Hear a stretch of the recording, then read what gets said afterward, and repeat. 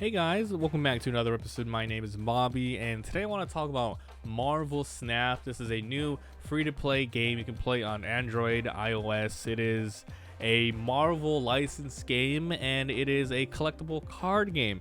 Is it worth your time and money? Let's get into it. I'll go over a little bit of the story, the gameplay, and then my pros and cons, all the nuances about the game. So, story. No story here. It's just a game, and it just throws you in a tutorial. Nick Fury is like, oh, we need to take down Doctor Doom. So, it just goes straight into the card mechanics. So, there really is not a story here. I have a hunch in the future they're going to add a little more, like, small sorts of events in the future that maybe cover comic book arcs that are just themed around that, but for now there's no ongoing story, at least not yet as of this launch. So how does the gameplay work? Well, it plays like a board game. If you guys haven't seen it, it doesn't show in the frame here, but one more above this box up here I have a game called a Smash Up, and that game plays very, very similar like this, where you create a deck of cards and you're going to be putting lots of different sorts of cards with lots of various effects and abilities on certain locations. To win the game, you have to win more locations than your opponent. So as an example here,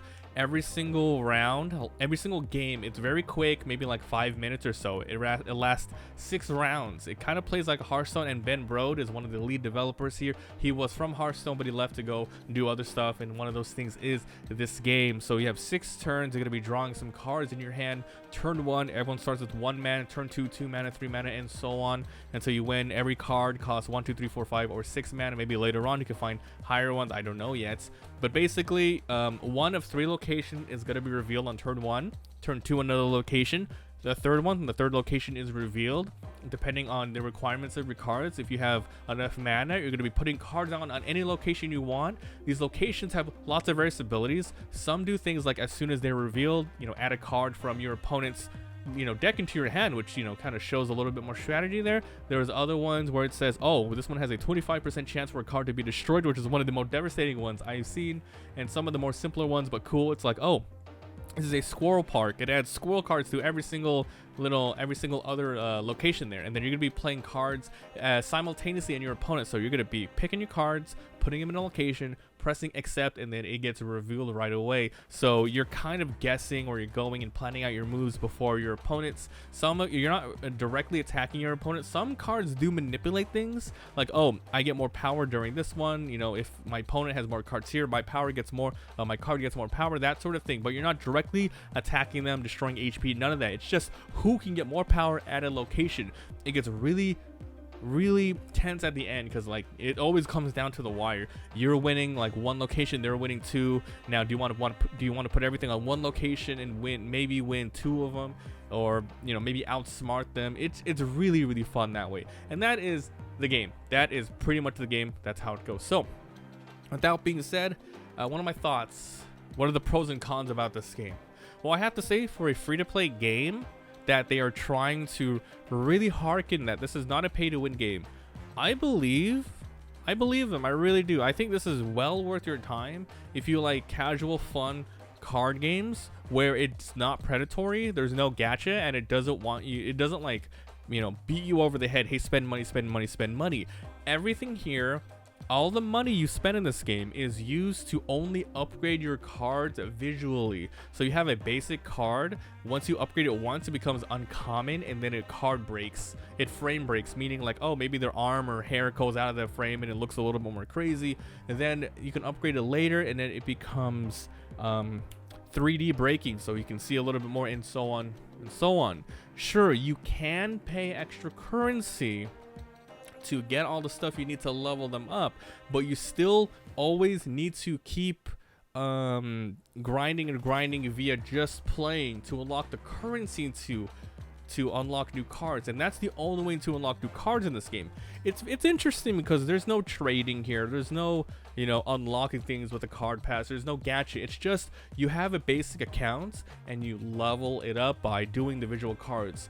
There's a deck track, there's an account tracker that goes up to 1,000 plus, and every time you hit every time you upgrade a card, it goes up by 1, 2, 3, up to 10, depending on the rarity that you went up. And I was looking, there's a lot of things you get.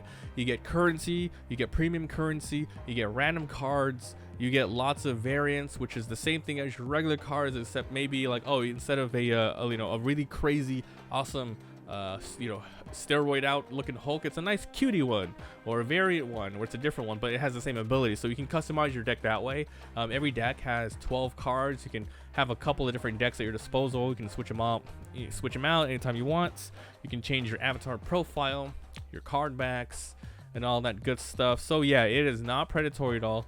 If anything, it just makes you want to come back every single day, because the dailies do change. And I say the dailies because they make it so every single day you can upgrade 3 cards without having to grind them out. It's just if you have enough credits, and you get credits very fast in this game. So there's a ton of progression in the game.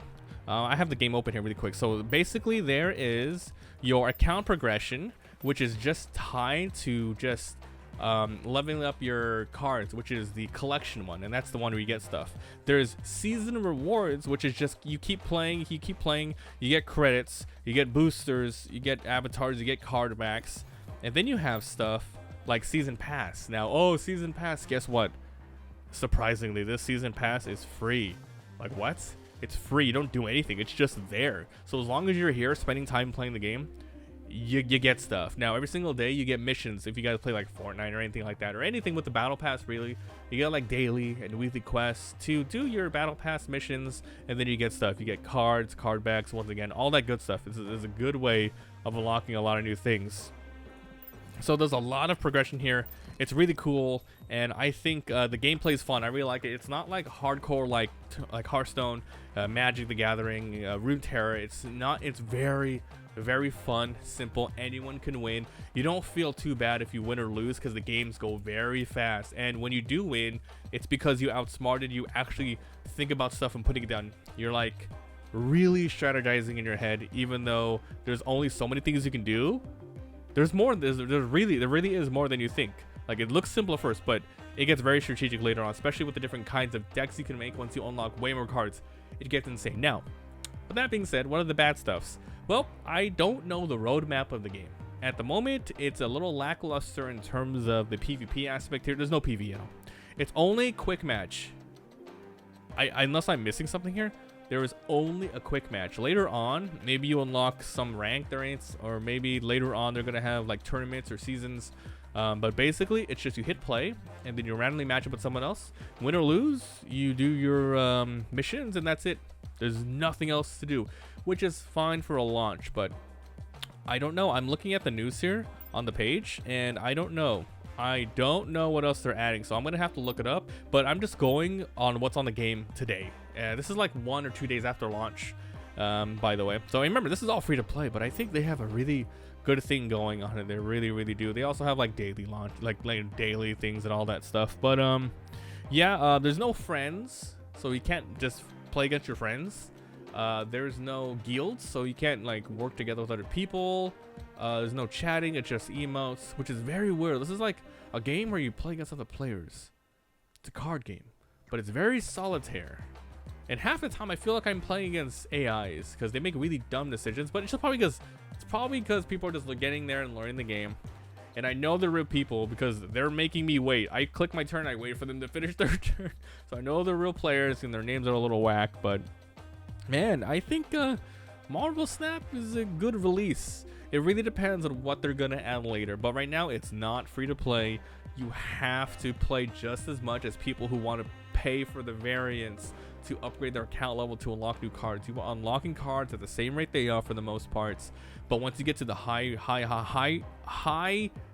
card collection stuff, then it starts getting to the random card unlock. But once again, it's random for everybody, and you don't get, you know, more than them. If they pay more, it's not much there. It's really nice. I think you gotta have a fun time with it. So like I said, it's on Android, iOS. So far I did not pay for anything, and I'm gonna keep it that way, and we'll see what happens. If you guys enjoy, leave a like. It helps a lot. If you haven't already subbed for daily videos, if you're interested, I'll be uploading my episodes that I do on my Let's Play channel, link down below. I might stream it now and then, not sure. I don't know if it's that kind of game for that, but yes, let me know what you guys think down below. Do you guys have any other awesome Marvel games you like playing? Or maybe this will be one of your first ones, because yeah, I played Marvel Puzzle Quest for many years, and that game took over my life. This one though, it seems like it respects your time. You know, it does. It's like, okay, play here, you did your missions, come back tomorrow. you know, that sort of thing. So it's really nice that way. I like it a lot. So thanks for watching, and I'll see you guys next time. Bye.